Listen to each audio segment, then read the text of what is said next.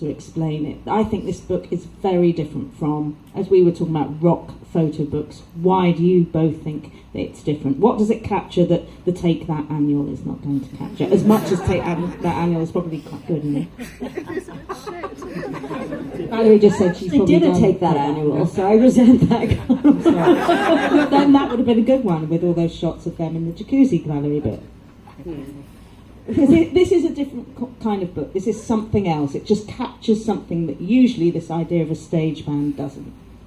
Well, I hate books about bands, generally. Photo books about bands. Here we go. That's what I thought Nicky was going to say. Because I fucking love them. they're generally photographically terrible and embarrassing, and they have terrible titles like Access All Areas or Life Through a Lens, or I think that's a Robbie Williams album, so I'm sorry about that. And I've done a lot of books, and most of my books are about teenage girls and sort of young 20-something girls, and they sort of follow slices of those girls' lives throughout their, we sort of have our photographic adventures together. And I knew that I loved this body of work that I did with these guys so much, but I just needed to make sure that it wasn't going to be presented in a way that looked like it was a sort of, remaindered book on one of those shitty Oxford Street bookstores that, bargained by the till sort of thing, which is what pretty much all music photography books look like to me.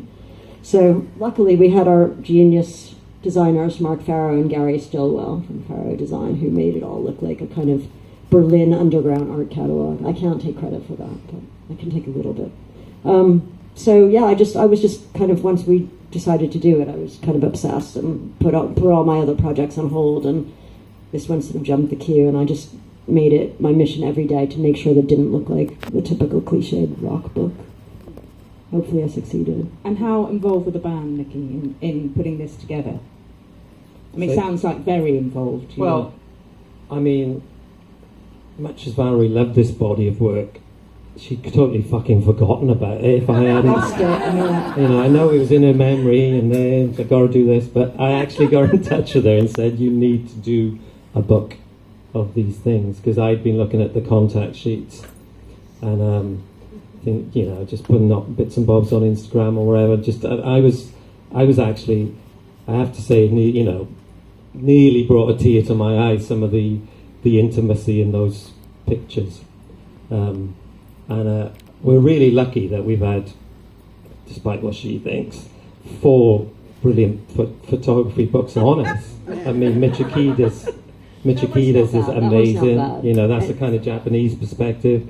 Tom Sheehan's and Kevin Cummins are kind of more glossy and more based around working for the enemy and melody maker. But I still really like them. And we've got Valerie's perspective as well, and Valerie's is very much a moment in time that you just can't really, like I said, I could. It brought back. It was so evocative of a particular time that you think is lost, really.